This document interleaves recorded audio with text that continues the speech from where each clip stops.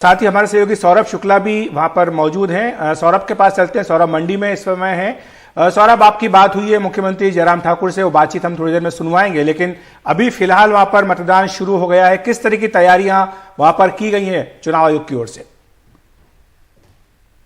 कुल देखिए अखिलेश, बहुत दुर्गम रास्ते हैं, बर्फ में, ठंड में। 10 वोटर भी हैं एक बूथ पे 16 वोटर भी हैं। वहां पर भी चुनाव आयोग ने पुख्ता इंतजाम किए हैं।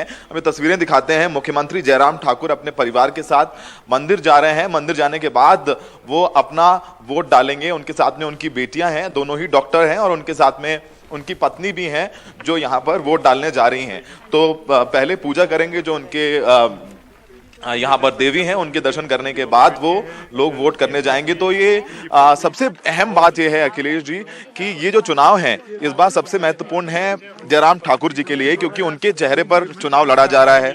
एक तरफ बागियों से उनको चुनौती मिल रही है, और बागियों से चुनौती मिलने के अलावा एक बहुत महत्वपूर्ण बात ये भी है कि प्रधानमंत्री मोदी ने भी यहाँ पर 5 रैलियां की हैं, और उन रैलियों के बाद यहाँ पर कहीं ना कहीं लग रहा था कि जो बागियों से जूझ रही है बीजेपी, उसमें उसको कुछ बेहतरी मिलेगी। पीएम मोदी ने भी यही कहा कि आप कुछ मत देखिए, जब वोट डालने जाएं तो आप मेरा चेहरा देखिए और मुझे जाकर के वोट दे दीजिए।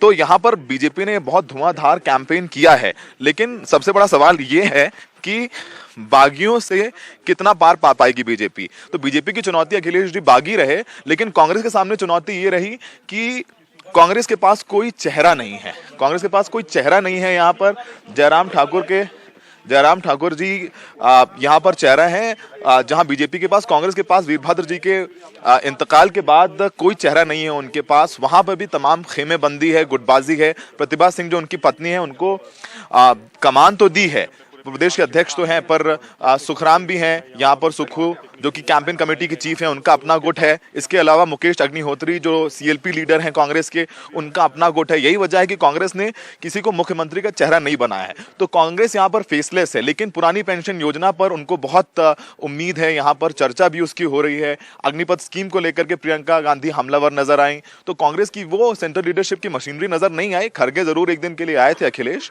लेकिन उन्होंने 2 रैलियां की, ज्यादा कैंपेन नहीं किया यहाँ, लेकिन लीडरशिप मजबूत है। तो अब देखना होगा कि बीजेपी को बागियों से ज्यादा नुकसान हो पाता है, या कांग्रेस को बागियों का फायदा होता है बीजेपी के, या फिर पुरानी पेंशन योजना का फायदा होता है। लेकिन लड़ाई कांटे की है, और जयराम ठाकुर के लिए लिटमस टेस्ट है, क्योंकि उन्होंने भी ये नारा ही बीजेपी का रहा अखिलेश जी पूरे चुनाव में कि राज नहीं, हरी बात बदलो। तो हमारे साथ मुख्यमंत्री जी हैं, उनसे कोशिश करेंगे कुछ सवाल अगर हम पूछ पाए। हमारे साथ मुख्यमंत्री जयराम ठाकुर और उनकी पत्नी डॉक्टर भी हैं। मैम, वोटिंग शुरू हो गई है, आपने कैंपेन नहीं किया, आप डॉक्टर हैं, लेकिन क्या कहना चाहेंगे लोगों से?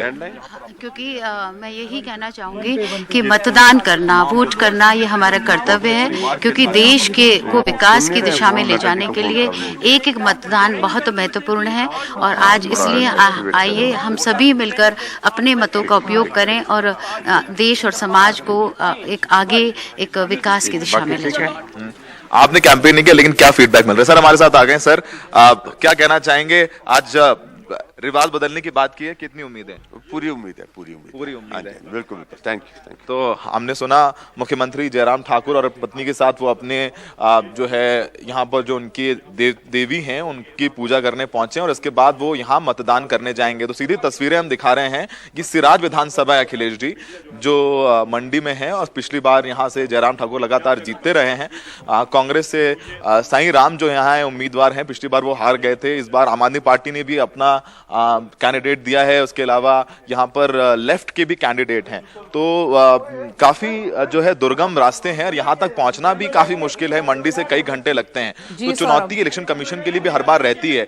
यहाँ पर जो आखिरी गांव है वहां पर भी 10 वोटर हैं बूथ में, वहां पर भी उतने ही इंतजाम किए गए जितने की उन बूथों पर जहां पर हजारों वोटर्स हैं। तो हमने कोशिश की कि ये तस्वीरें दिखाएं कि इस तरीके से यहाँ पूजा अर्चना कर रहे हैं मुख्यमंत्री जयराम ठाकुर, और कांग्रेस को उम्मीद है कि पुरानी पेंशन योजना के जरिए और बीजेपी के बागियों के जरिए उन्हें यहाँ सत्ता वापस हासिल हो सकती है। तो यहाँ पर कांग्रेस भी उम्मीद लगाए बैठी है। जिस तरह का घोषणा पत्र में उसने तमाम बातों को शामिल किया है, ओपीएस को लेकर खासतौर से लोगों में उत्साह है।